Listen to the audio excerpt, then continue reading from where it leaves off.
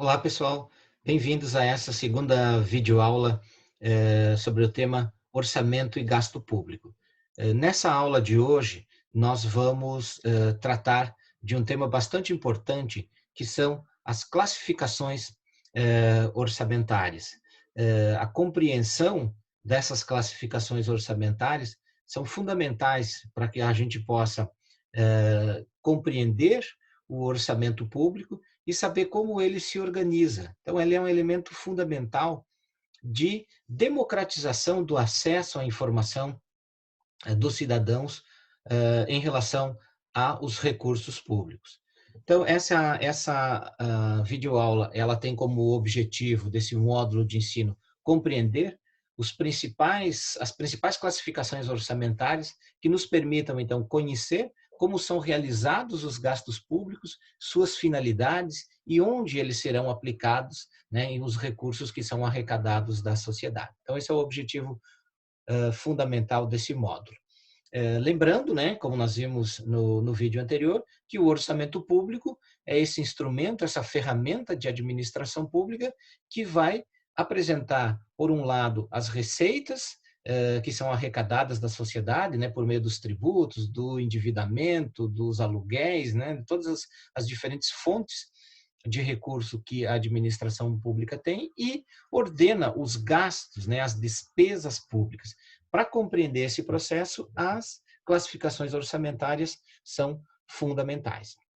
Bom, a gente pode classificar as informações sobre orçamento de diferentes maneiras, tá? Então, uma primeira grande informação que nós vamos ter é em relação às receitas que vão compor esse orçamento. Fundamentalmente, qual é a origem, né? Qual é o fator gerador, qual é a origem dessas receitas. Por outro lado, nós podemos também ter, nós temos as despesas, e nas despesas são identificadas quem são os responsáveis, qual é o objetivo, a finalidade desse gasto, a classificação econômica desses recursos. Tá? Tanto nas receitas quanto nas despesas, uma segunda classificação é que as receitas elas podem ser classificadas em primárias e financeiras. O que são as receitas primárias? São aquelas receitas oriundas dos tributos, das concessões que o poder público faz para a empresa explorarem determinados serviços, da venda de ativos. Então, por exemplo, quando o poder público se desfaz de algum dos seus ativos, isso tudo é computado como receitas primárias. Já as receitas financeiras são aquelas que são oriundas do quê?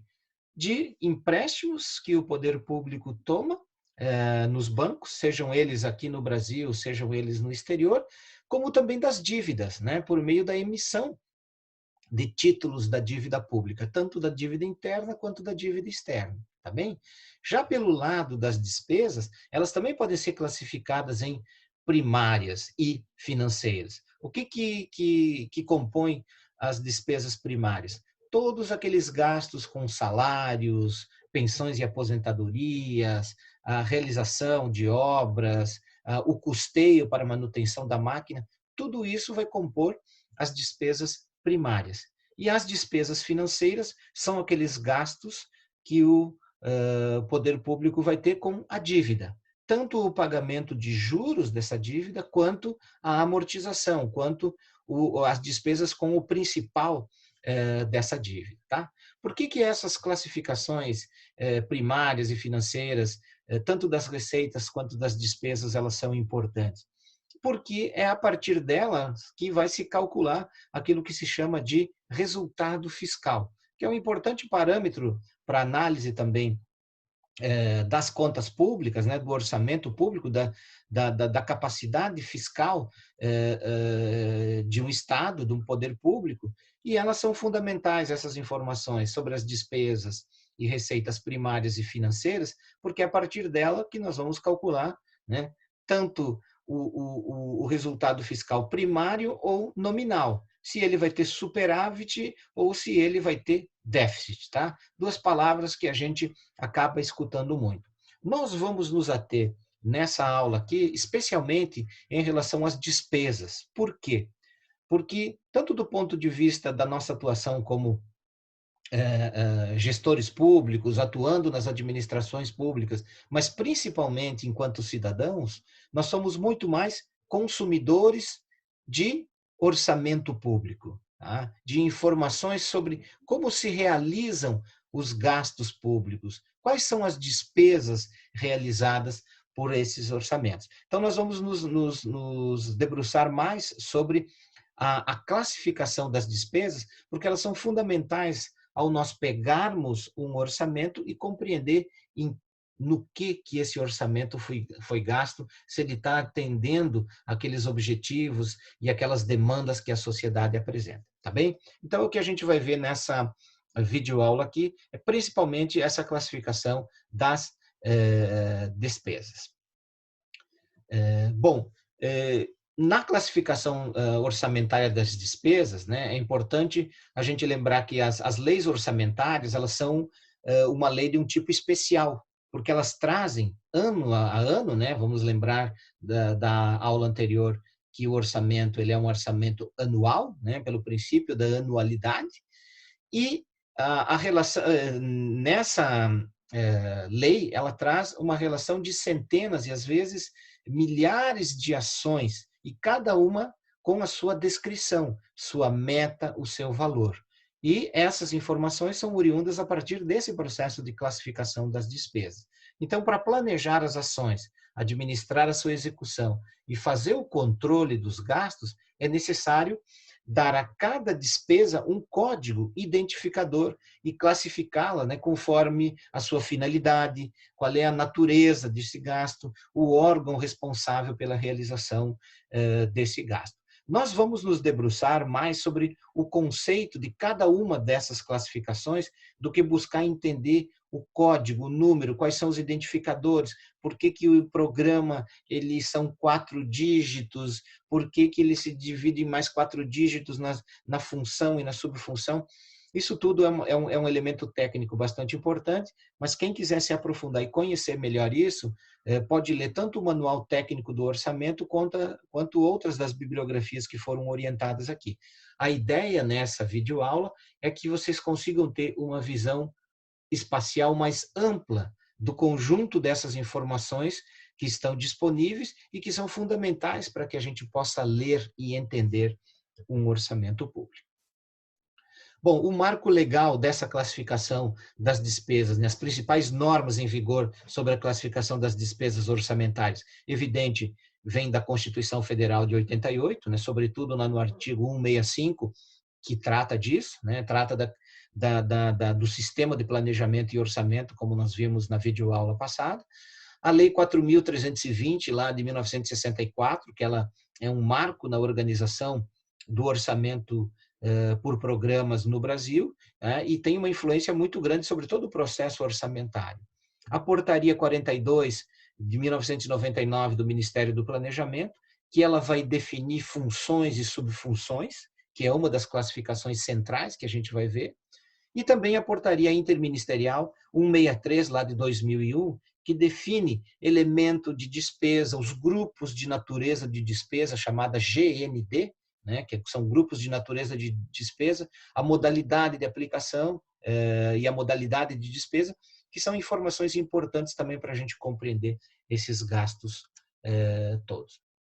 Então, vamos a ela, tá? Nós vamos passar rapidamente cada uma desses diferentes tipos de classificação.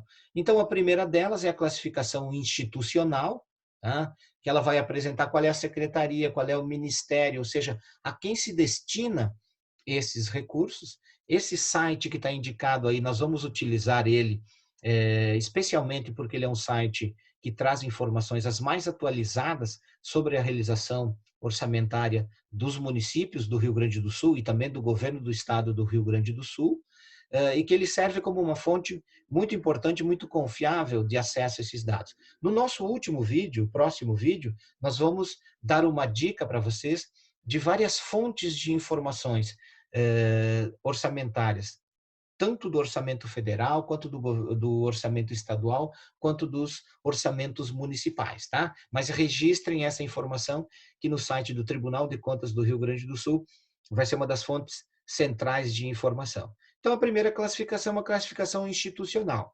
A segunda classificação é uma classificação funcional e por programa, ou seja, qual é a função e o programa que esses recursos vão ser alocados. E, por fim, a classificação por categoria econômica e grupo de despesa, tá bem? Essas são as três classificações fundamentais que nós vamos ver hoje. Por que aparece aí uma quarta classificação, gastos por credor, seja ela empresa ou pessoa física? Porque essa é uma possibilidade que esse site do Tribunal de Contas do governo do estado do Rio Grande do Sul, ele permite que a gente chegue num grau de abertura das informações, que inclusive nós podemos chegar pelo gasto por credor, que é um detalhamento da natureza da despesa do que foi realizada, que nem todas as outras ferramentas elas chegam até esse nível de classificação. Tá? Então, guardem essa informação, porque quando a gente for exercitar e for navegar por alguns sites e portais que nos permitem acesso a essas informações, a gente vai ver que o site do Tribunal de Contas aqui do Estado do Rio Grande do Sul, ele permite que a gente chegue não apenas na classificação institucional, funcional e por programa e da categoria econômica, mas também até a nível dos credores da administração pública. Bom, vamos detalhar cada uma delas, dessas três primeiras. Então, o que é a classificação institucional? A classificação institucional, ela vai nos fornecer a informação de a quem se destina esses recursos orçamentários, tá? Essa parte, então, vai identificar qual é o órgão e a unidade orçamentária desse órgão da administração aos quais a despesa está vinculada. Tá? Isso vai acontecer por meio de um código de 5 dígitos, em que os 2 primeiros vão informar qual é o órgão e os 3 seguintes qual é a unidade orçamentária. O que é órgão e o que é unidade orçamentária? Bom, um órgão ele pode ser, por exemplo, uma secretaria dentro de uma prefeitura, que é um órgão orçamentário. Mas dentro dessa secretaria, eu tenho 2 ou 3 divisões dentro dessa secretaria, que são unidades orçamentárias, ou seja, essa unidade orçamentária, ela tem um determinado quinhão desse orçamento, tá bem? E ela é responsável por administrar, então, a realização desses recursos, tá? Então, a classificação institucional vai nos definir quem, né, é o responsável pela execução desses recursos orçamentários. Aqui eu trago a título ilustrativo, tá? Um exemplo. Isso aqui é do orçamento do governo federal, tá? Que aqui é como se apresenta numa página do orçamento informações relacionadas a um orçamento de um determinado órgão. Então, a primeira informação que ele nos traz, tá, é essa informação institucional. Vai me dizer qual é o órgão, nesse caso é o Ministério da Cultura, que a classificação pela tabela de classificação dos órgãos da administração pública federal, o Ministério da Cultura é o número 42.000, tá? E qual é a unidade orçamentária? É o Fundo Nacional de Cultura, que é 42.000, porque ele é vinculado ao Ministério da Cultura, 902, que é o código identificador. Então, todo o orçamento, ele vai apresentar como primeira informação a quem se destina esses recursos orçamentários, tá bem? Essa é a informação institucional. Esse daqui é um exemplo que eu peguei de da classificação institucional aqui do município de Porto Alegre. É um dado lá de 2014, tá?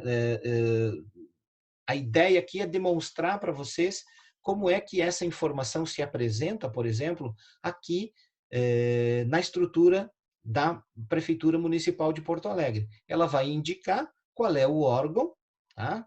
Por exemplo, aqui o Departamento de Esgotos Fluviais, qual é o valor que estava destinado a ele. A Procuradoria-Geral do Município, a Secretaria Municipal de Urbanismo, ou seja, qual é o órgão dentro da administração pública. Então, essa classificação institucional, ela é importante porque ela nos diz quem é o responsável pela realização daquela despesa e também ela nos informa, né, o montante de recursos que cada um desses órgãos recebeu no decorrer desse orçamento. Uma informação importante, vocês vejam aqui, ó, Aqui está falando da despesa liquidada, tá bem? Guardem esse conceito, porque a gente vai voltar lá ao final. Porque uma despesa no orçamento, ela pode se apresentar de diferentes formatos com informação. Uma, se é sobre aquilo que foi os recursos que estão previstos no orçamento, se são os recursos que estão empenhados no orçamento, ou são aqueles recursos que foram liquidados, tá? E também informação se são recursos que foram pagos. A gente vai ver a diferenciação de cada uma dessas informações lá no final dessa aula aqui. Mas a informação institucional, ela serve para nos informar a quem era destinado esses recursos orçamentários. Tá bem? A segunda classificação importante das despesas é a classificação funcional e por programa. Tá? O que essa informação ela nos traz? Ela nos diz em que os recursos são aplicados, qual é a finalidade do gasto. Então, essa é a informação que a classificação funcional e por programa nos traz. Ela serve para identificar qual é a área do governo a qual a despesa está atrelada. Tá? Se é, por exemplo, a saúde, se é a educação, se é o transporte, são essas áreas que ela vai informar. Ou seja, que finalidade se destina esse gasto. É um gasto em saúde, é um gasto em educação, é um gasto em transporte. Tá? E ela é uma informação que ela vai abranger 5 categorias de programação. Então, ela vai trazer informações sobre a função orçamentária, né, que é uma das principais classificações, se não a principal, porque ela nos diz claramente qual é a finalidade do gasto, a subfunção, o programa a que se destina esses recursos, a ação e o subtítulo, que é um detalhamento dessa informação. Bom, a função, ele é o maior nível de agregação das diferentes áreas da despesa pública. Então, por exemplo, pegando o exemplo da educação, eu tenho um gasto com a função educação. A outra informação que ele me traz é sobre subfunção. Ela vai representar uma partição da função, tá? Visa agregar determinado conjuntos de informações sobre essa despesa. Por exemplo, voltando ao caso da educação, eu quero saber quanto que foi o gasto com educação infantil, ou com ensino fundamental, ou com o ensino superior. A função vai me dar a informação do gasto com educação e a subfunção vai me dar a informação quanto desse gasto na função educação foi, por exemplo, com a educação infantil, tá bem? Relacionado à finalidade do gasto. A outra informação que esse bloco de classificação nos traz é em relação ao programa, tá? Que é aquele instrumento de organização de uma ação governamental. E os programas, dentro do PPA e também na lei orçamentária, mas sobretudo no PPA, nós vamos ter 2 grandes tipos de programas. Um programa que são aqueles chamados programas temáticos, né? Antigamente eles eram chamados de programas finalísticos, hoje eles são chamados de programas temáticos, porque são os programas que dizem e que informam sobre ações de políticas públicas que vão ser implementadas. Então, eu tenho um programa destinado à habitação, eu tenho o programa Minha Casa Minha Vida. Ele é um programa temático, tá? Porque ele se presta a fornecer bens e serviços para a população. E o outro tipo de programa são aqueles programas destinados à manutenção da própria administração pública. Então, por exemplo, se eu tenho um programa de qualificação dos servidores públicos, ele é um programa que ele não é voltado para a ação direta para os cidadãos. Ele é um programa de apoio ao funcionamento da administração pública, tá? Mas esses 2 tipos de programas, sejam os programas temáticos, ou seja, os programas de apoio à manutenção da administração, eles são uma ação. E as ações, elas podem ser de 3 grandes tipos, tá? As ações do tipo atividade, que são aquelas ações que ocorrem ao longo do tempo, tá? Elas estão destinadas, por exemplo, à identificação daquelas despesas que são despesas correntes.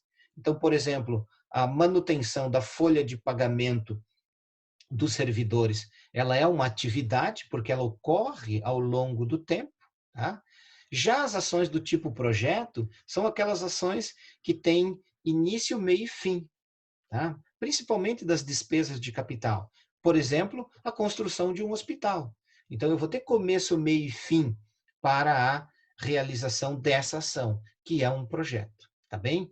Então, esses dois tipos de ações, atividade e projeto, são o desdobramento das informações em relação aos programas. Eu falei para vocês porque, além de atividades e projetos, existem as chamadas operações especiais, que são aquelas ações que não são nem atividades nem projetos, que não podem ser classificadas nessas duas classificações, elas são operações especiais. Um exemplo disso é, por exemplo, o pagamento de inativos. Tá? Então, esse é um exemplo de operações especiais da maneira como são registradas, tanto no PPA quanto na lei orçamentária. Esse conjunto todo de informações funcionais e por programa vão constar de um bloco de informações, pegando aquele mesmo exemplo, em que ela vai trazer o quê? A informação programática. Nesse caso aqui do exemplo, nós estamos falando do programa 0167. Qual é esse programa? Era o programa Brasil Patrimônio Cultural. Tá? Então, a partir dessa informação programática, tá? E que vai me dar qual é a natureza, a finalidade das ações que vão ser desenvolvidas. Então, nesse caso aqui, é uma ação, a ação 2636, dentro desse programa 0167, que é preservação de bens culturais de natureza material. Tá? E as informações complementares, que esse programa de preservação de bens culturais de natureza material vai ser a preservação de bens culturais lá no estado da Bahia. Tá bem? Então, é esse conjunto, esse bloco de informações sobre a finalidade da ação e qual é o programa, ele é importantíssimo porque ele vai me caracterizar a finalidade desses gastos. Tá bem? Então, essa classificação ela permite a consolidação nacional dos gastos públicos. Tá? As funções e subfunções elas são definidas pela portaria 42 lá de 1999 do Ministério do Planejamento e elas valem essa classificação para todos os entes federados. Então, essa mesma classificação das funções, das subfunções, dos programas, da atividade, do projeto, né, é a mesma classificação da função e da subfunção utilizada por todos os entes. Por que que isso é necessário? Para que eu consiga ter o fechamento das contas nacionais. Porque se cada ente federado denominar de uma maneira uma função, por exemplo, como é que eu sei quanto que todos os níveis de governo, todos os entes federados gastaram com educação? Se eu não tiver uma padronização dessas funções e subfunções, eu não consigo chegar nessa informação. Então, voltando ao exemplo da educação, a função ela vai me indicar, por exemplo, a finalidade do gasto com educação, a subfunção vai me dizer que dentro da educação esse gasto foi realizado com o ensino fundamental, dentro de um programa chamado Nenhuma Criança Sem Escola, e a atividade era manutenção da rede de educação fundamental dentro de um projeto denominado Construção da Escola X. Tá bom? Existem 28 funções com as respectivas subfunções que valem para todos os entes da administração, tá bem? Isso permite, então, que se chegue à consolidação das contas nacionais. Eu vou passar rapidamente por essas funções todas para vocês terem uma ideia. Esse é um dado que está lá no Manual Técnico do Orçamento também, mas é importantíssimo, porque eles unificam quais são as finalidades dos gastos da administração em todos os seus níveis, tá? Porque as funções são as mesmas, 28 para todos os entes da administração pública e também as subfunções. Então, vocês vejam, por exemplo, na função legislativa, tem tanto a ação legislativa, que é os recursos que vão, por exemplo, numa prefeitura para a Câmara Municipal. Num governo do Estado, são os recursos que vão para a Assembleia Legislativa.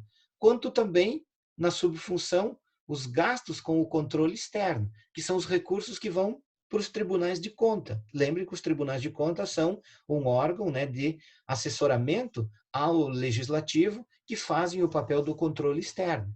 Tá? Na administração, por exemplo, na função administração, que é 04, eu vou ter todas essas subfunções, né? A subfunção do planejamento e orçamento, administração geral, o controle externo da própria administração, normatização e fiscalização, tá? Então, todas essas funções, elas vão ter esse detalhamento das suas respectivas subfunções. Vamos pegar um outro aqui a título de exemplo. Então, por exemplo, na função saúde, nós temos essas 5 subfunções, né? O gasto com saúde ele pode ser na atenção básica, na assistência hospitalar e ambulatorial, tá? No suporte profilático e terapêutico, desculpem, aqui ficou junto, mas é uma outra subfunção, na vigilância sanitária, na vigilância epidemiológica, na alimentação e nutrição, que são todas subfunções da função saúde, tá bem? E na educação também. Então, na função educação eu tenho a subfunção ensino fundamental, ensino médio, profissional, superior, educação infantil, educação especial. Então, elas servem para que a gente possa fazer primeiro, para que se compreenda qual é a finalidade desse gasto e a gente consiga também fazer a consolidação das contas nacionais, tá bem? Todo mundo tem que seguir essas mesmas 28 funções e as suas respectivas subfunções. Vejam aqui que a função número 28 são os chamados encargos especiais, que envolve refinanciamento da dívida interna e externa, serviço da dívida interna e externa, aquelas transferências, né? Vamos lembrar que nós temos impostos que são arrecadados pelo governo federal, que depois eles são repassados aos entes subnacionais, ao estado e ao município. Então, por exemplo, o governo federal é responsável por arrecadar o IPI e o imposto de renda. E parte desses recursos da arrecadação do IPI e do imposto de renda volta para os estados e volta para os municípios. Para os municípios, isso volta por meio do FPM, do Fundo de Participação dos Municípios. Como é que o governo federal registra lá no orçamento? Ele vai registrar que nos encargos especiais, na subfunção 845, existem transferências, que são essas transferências, por exemplo, do FPM. Como o governo do estado registra no seu orçamento as transferências, por exemplo, do ICMS aos municípios. Tá bem? Então, a função e a subfunção são fundamentais porque elas são os melhores indicadores de classificação da natureza, da finalidade dos gastos que são realizados. Essa é uma amostra, por exemplo, como é que aparecem o registro, né, dos gastos por função, um exemplo lá do orçamento federal de 2017. Então, vejam que aparece aqui os gastos, né, nas grandes funções. Então, por exemplo, com administração, na função administração, 29 bilhões, na agricultura, 29,4, na defesa nacional, 63,1, na função legislativa, 8,1 bilhões, tá bem? Então, é para isso que a classificação da função e subfunção, ela serve para nos informar, para informar a sociedade qual é a finalidade dos gastos, tá bem? E aqui é um exemplo para vocês perceberem, compreenderem como é que essa classificação funcional, ela aparece, por exemplo, na consolidação dos dados de uma informação aqui sobre Porto Alegre. Quanto que foi gasto naquele mesmo ano de 2014 com cada uma dessas funções na Prefeitura de Porto Alegre, tá bom? É bom que se diga que essas 28 funções, elas servem, né, de parâmetro para classificação, para serem utilizadas na classificação dessas despesas por todos os órgãos e entes da administração, mas a gente pode ter casos em que um ente federado não tenha gastos em uma dessas funções. Por exemplo, a função judiciária, ela pode não aparecer como gastos. Tá? Ou relações exteriores, por exemplo, ela pode não aparecer. Mas, se tiver gasto, ela vai ter que ser realizada e vai ter que ser inscrita, registrada no orçamento dessa mesma forma. Tá bem? Bom, vamos lá para a terceira classificação, que é a categoria econômica, tá? E o grupo de natureza dessa despesa. Então, se a informação institucional ela me diz quem vai realizar esse gasto, a funcional e por programa é em quê, tá? Qual é a finalidade desse gasto? A classificação econômica, ela vai me dizer como vai ser esse gasto. Qual é a qualidade econômica desses recursos que vão ser utilizados, tá? Então, essa classificação vai separar as despesas, por exemplo, de consumo e manutenção da administração pública, daquelas que vão contribuir para a expansão da capacidade produtiva do país. Por exemplo, a construção de uma estrada ou uma obra, tá bem?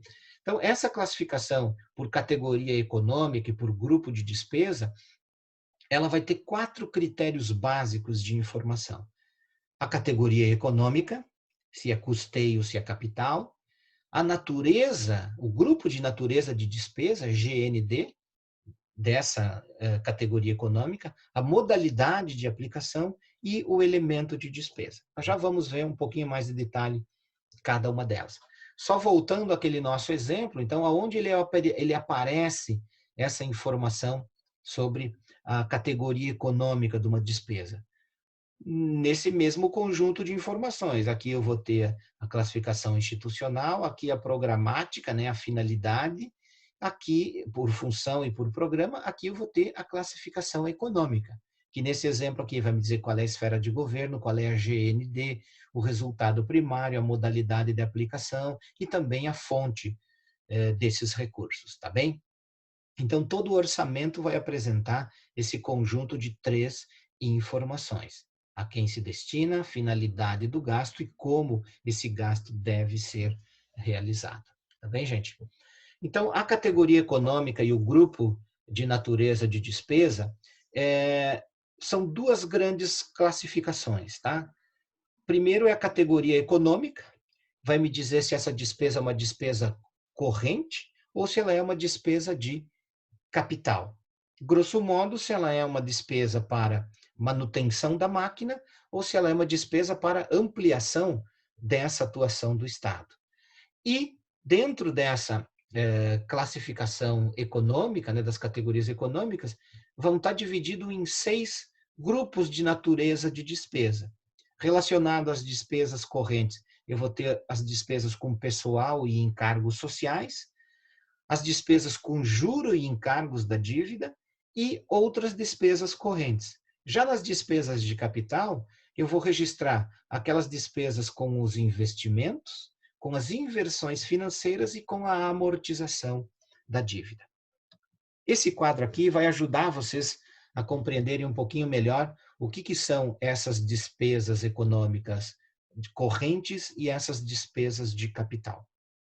Porque cada uma dessas 6 divisões que existem entre elas é aquilo que nós chamamos da GND.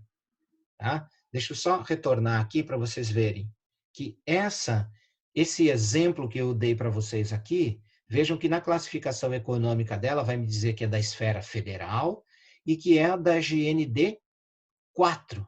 Aqui podia ser a GND 3, mas o que quando ela me informa que é a GND 4, tá? Vejam aqui nessa coluna que várias das informações de cada uma dessas ações, GND 4, GND 4, GND 3, tá? Então, quando ela registra isso, essa informação quer dizer o quê?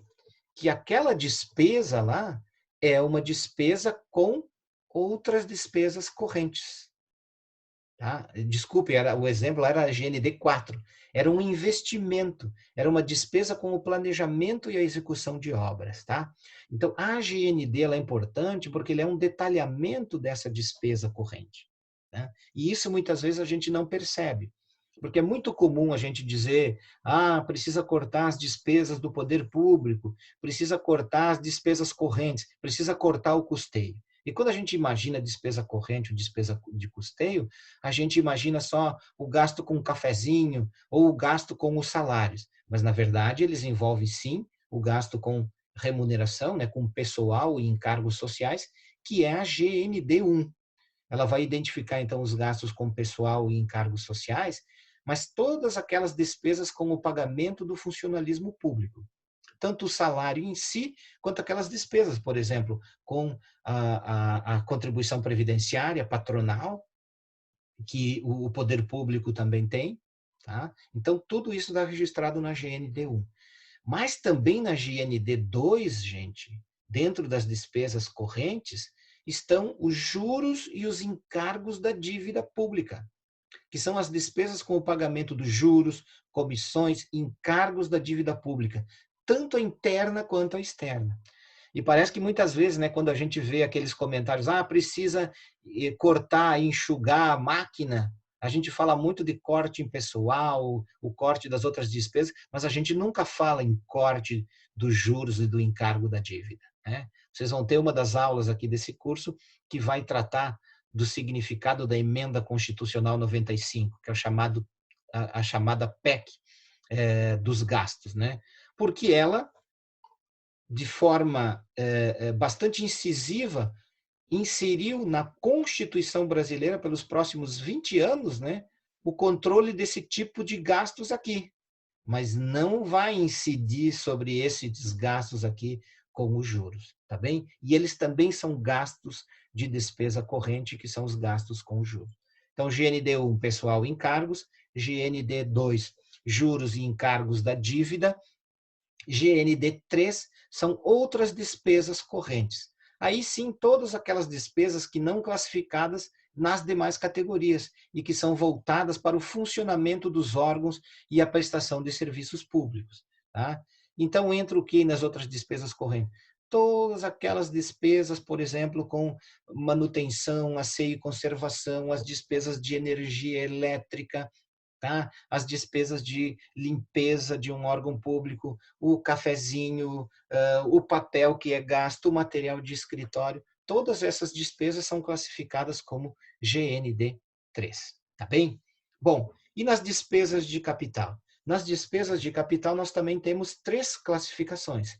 A GND4, que são os investimentos, que são todas aquelas despesas com o planejamento e a execução de obras, bem como a aquisição de bens imóveis, instalações, equipamentos, né, o material permanente. Então, quando eu estou comprando uma cadeira para a administração pública, ele é um gasto com investimento. Por quê? Porque ele é um material permanente. Então, tudo aquilo que pode ser patrimoniado, aquilo que vai ter aquela plaquinha de identificação, a quem pertence esse patrimônio, são gastos como investimentos. Tá? Como também, por exemplo, o planejamento e a execução de uma obra. Eu posso encomendar, eu posso contratar um projeto técnico para a elaboração, para a construção de uma ponte. Então, essa parte do planejamento, a elaboração do projeto técnico, ela entra como investimento, como depois também a execução da obra de construção dessa ponte. Tá bem?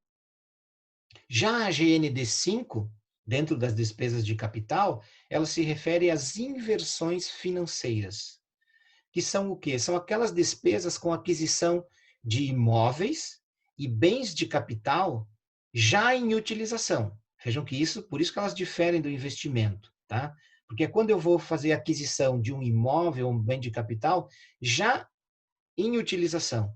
Então, por exemplo, se o governo já estava utilizando um determinado imóvel, alugando esse imóvel para que fosse, por exemplo, uma sede do INSS, se ele vai comprar esse imóvel, ele vai entrar como uma inversão financeira e não como um investimento, tá bem? Como também aquisição de títulos ou aumento do capital das empresas. Então, quando o governo, por exemplo, ele compra títulos ou injeta recursos para aumentar o capital de uma estatal, esse recurso também é computado como uma inversão financeira. Tá? A concessão de empréstimos e aquisição de bens para revenda, por exemplo, os estoques reguladores, todos eles são registrados enquanto GND5 inversões financeiras. Tá bem? E, por fim, a GND6, que são as despesas com amortização da dívida, aquelas despesas como pagamento ou refinanciamento do principal da dívida pública e sua atualização monetária e cambial. Então, vejam que muitas vezes, quando a gente fala, né, de contenção dos gastos do setor público, a gente acaba falando muito de algumas dessas GNDs, mas não todas, né? Porque parece que a gente esquece que as despesas também com o principal da dívida e com os juros, a rolagem da dívida pública, como se eles também não fossem recursos, e muitos recursos que são carreados, né, do orçamento público. Tá certo? Então, essas informações das GNDs, elas são fundamentais na leitura de um orçamento, porque elas nos permitem essa classificação e nos permitem, por exemplo, dizer quanto que uma prefeitura, que o governo do estado ou que o governo federal gasta com investimento, com ampliação da infraestrutura que ele tem para a oferta de bens e serviços. Então, essa classificação da natureza de despesa, ela é importantíssima também para nós sabermos avaliar a qualidade de um orçamento. A quantidade, evidentemente, mas também a qualidade de um orçamento. Tá bem? Esse aqui, voltando ao exemplo aqui de Porto Alegre, é a forma como se registra, por exemplo, essas informações. Então, lá no ano de 2014, em despesas correntes, foi 2,88 bilhões de gastos com despesas correntes e 443 milhões com despesas de capital. Quanto gastou com pessoal e encargos sociais, com o juro e o encargo da dívida e com as outras despesas correntes, com o custeio. Os investimentos, as inversões financeiras, que não foram realizadas nenhuma despesa de inversão financeira naquele ano, e a amortização da dívida, tá bem? Essa é uma forma de como se apresentam esses recursos. Bom, a outra informação que esses dados, né, dessa classificação econômica elas nos traz é a modalidade de aplicação. Tá? Especialmente no orçamento federal e no orçamento estadual, essa é uma informação relevante, porque vai indicar quem que vai aplicar esses recursos, né? Se os recursos autorizados na lei orçamentária vão ser executados pelo próprio órgão, tá? Ou entidade, ou vai ser repassado. Por exemplo, o governo federal ele pode repassar recursos para que sejam executados pelos estados, pelo município, por organizações da sociedade civil, né, por alguma ONG. Então, a modalidade de aplicação ela informa qual é o grau de realização própria desses recursos ou se eles vão ser repassados para que outros executem. Tá? Também serve para evitar uma dupla contagem, por exemplo, no caso das transferências, né, entre unidades orçamentárias de uma mesma esfera de governo. Então, por exemplo, se eu tenho uma mesma...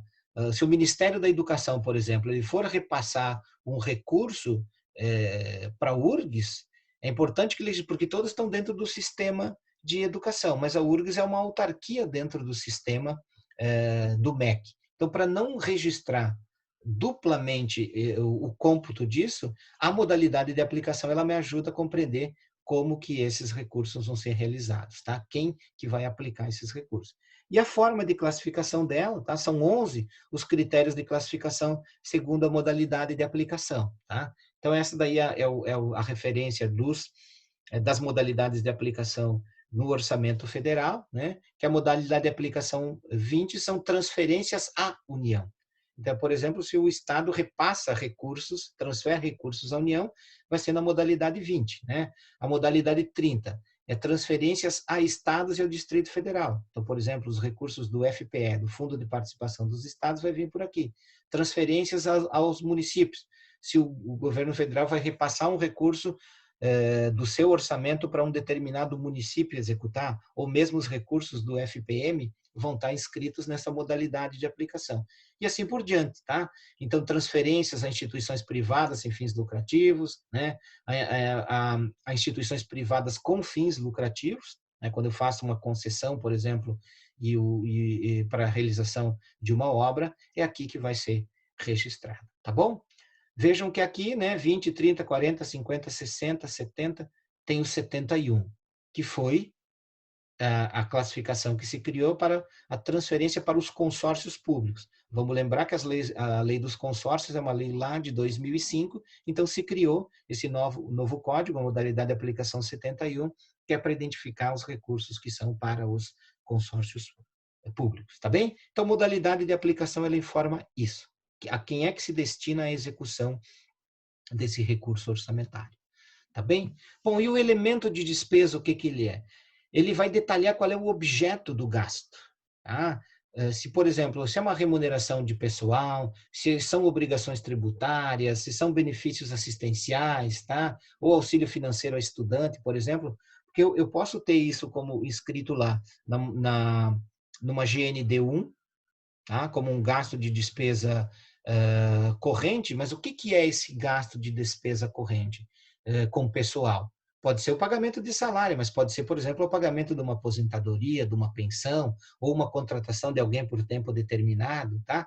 Então, o que vai me informar esse maior detalhamento desse gasto é esse elemento de despesa que vai me identificar. Muitas vezes isso é denominado como qual é a rubrica do gasto, tá bem? Então, a identificação do elemento de despesa não é explicitada na LOA. Essa informação aqui vocês não vão encontrar na LOA.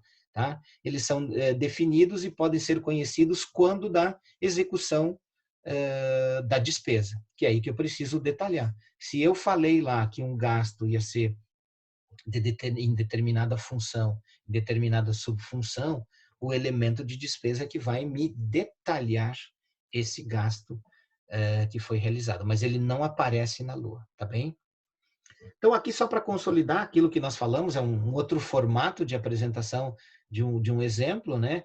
Que nós vamos ter a informação institucional, que vai me dizer qual o órgão, a unidade orçamentária. Nós vamos ter a informação sobre a finalidade do gasto, que vai me informar qual é o programa e qual é a função, tá? Dentro dessa identificação do programa, ele vai me dizer também o programa, qual é a ação, qual é o subtítulo dela, que é um detalhamento dessa ação, né? Vamos lembrar que a ação pode ser um projeto, mas pode ser uma atividade continuada, tá? Vai me informar também a função, a subfunção, e depois as classificações complementares, que são essa classificação econômica, que vai me dizer qual é a esfera, qual é a GND. Então, por exemplo, essa GND aqui era 3, que era gastos com custeio, né? Com despesas correntes, tá bem? A modalidade de aplicação 50. Então, aquela classificação, ela serve para que a gente entenda e compreenda essa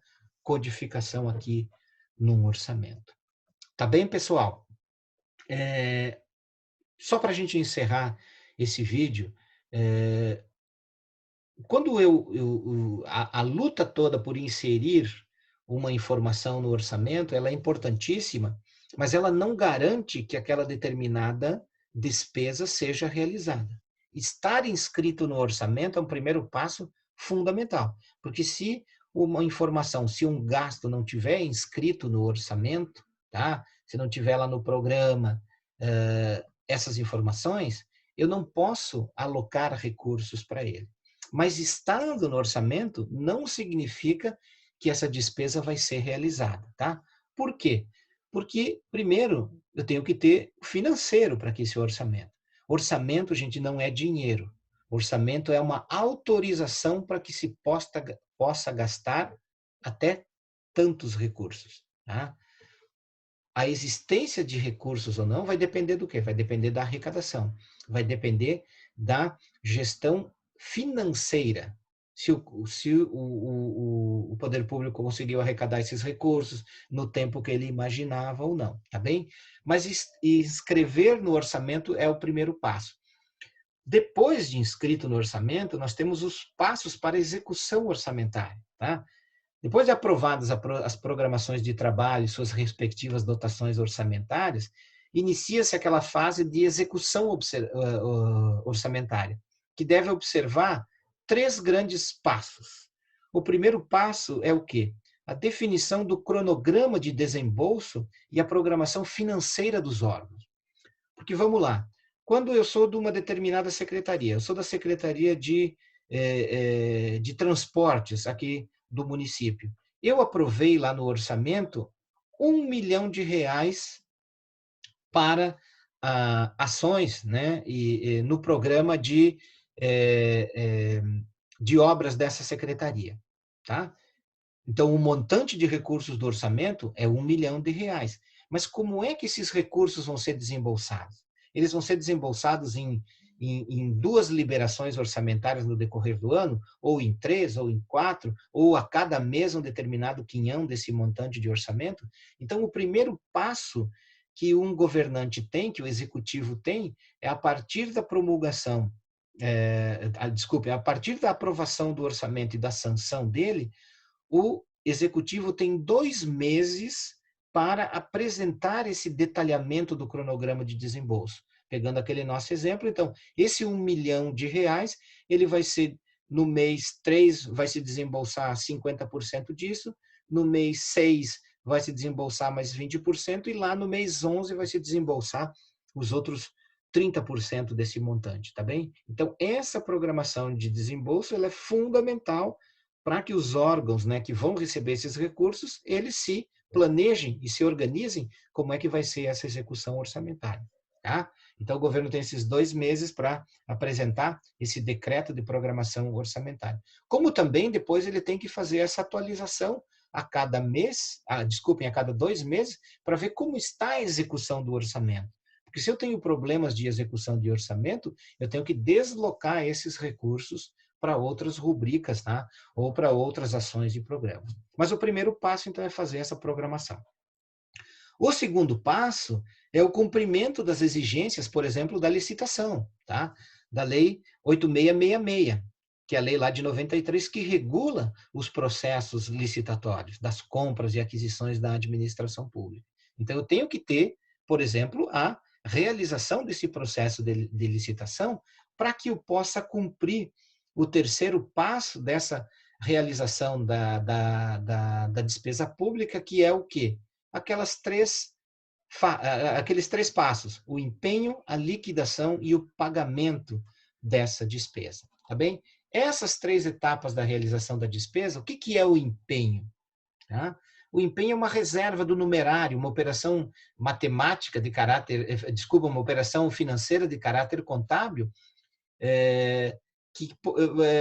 voltando ao exemplo lá, eu tenho no orçamento R$ 1 milhão para essa secretaria. Foi autorizado no mês 3 50% disso. Então, significa que ela tem 500 mil reais a partir do mês 3 para executar as suas ações.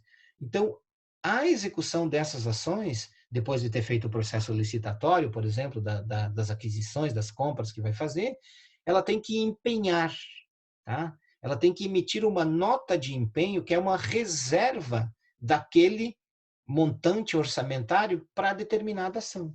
Então, daqueles 500 mil que eu tenho, eu vou emitir uma nota de empenho de 200 mil reais, que é uma reserva daquele montante orçamentário para determinada ação, que é, por exemplo, o pagamento de um projeto técnico que foi feito de uma obra. Tá bem?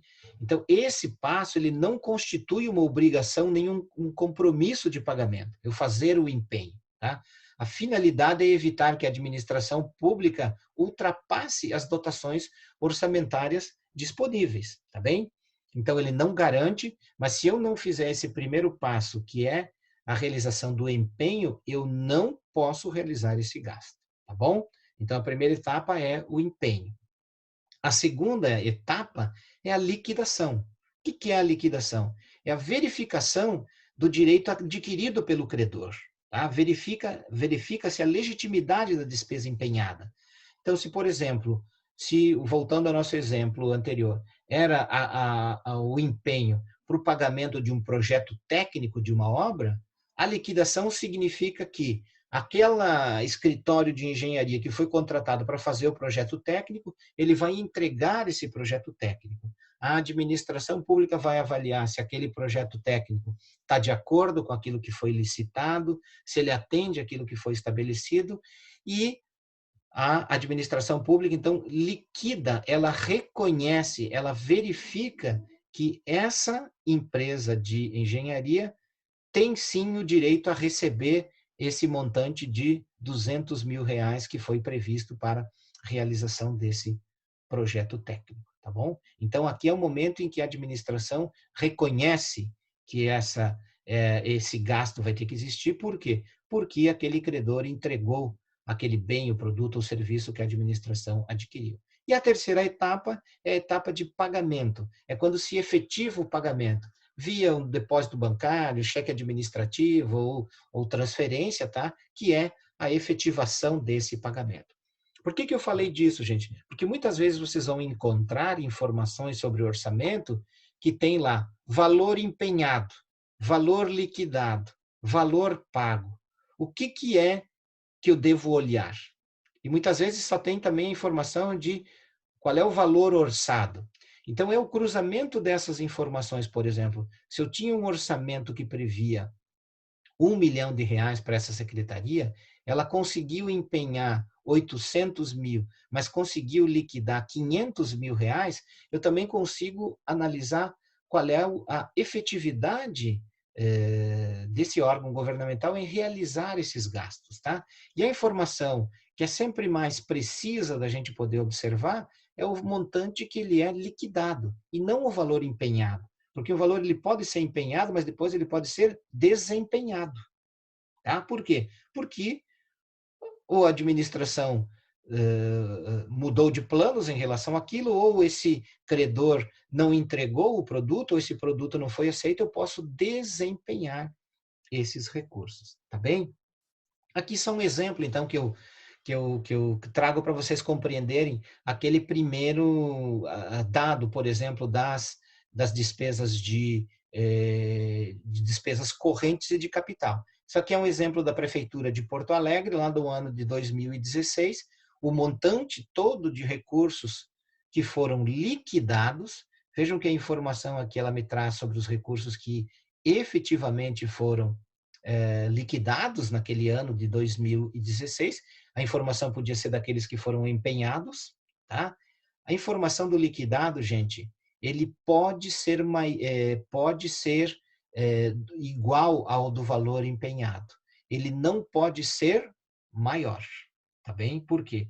Porque o valor do empenhado é aquilo que vai me balizar quanto de recursos orçamentários que eu consegui fazer o primeiro passo das despesas públicas, que é fundamental para essa execução. Mas voltando então aqui ao exemplo, vejam que ele poderia me dar informação por funcional, aquelas 28, mas eu pedi a classificação econômica, que é GNDU, né? Gastos com pessoal e encargos sociais, outras despesas correntes, com a manutenção, com o custeio da máquina, os investimentos, a GND3, as inversões financeiras, né?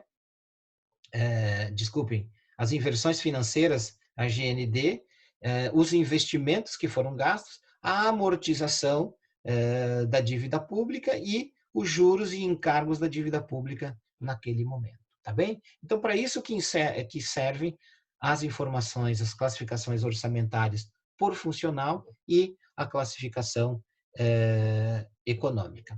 Certo, gente? Então, essas classificações que a gente viu nessa videoaula de hoje, elas são importantes porque elas nos permitem esse olhar mais detalhado sobre o orçamento público para compreender qual é a finalidade dos gastos, como é que esses gastos foram feitos, tá bem? Eu espero que com essa videoaula isso possa ter ajudado vocês a compreenderem o olhar sobre o orçamento. Na próxima aula, nós vamos ver algumas das fontes de informações onde nós podemos acompanhar essa execução orçamentária, tanto do orçamento federal, quanto do orçamento estadual, quanto do orçamento municipal. Do orçamento municipal, a gente vai utilizar, sobretudo, as informações do Tribunal de Contas aqui do Rio Grande do Sul. Tá bem? Obrigado por assistirem até aqui.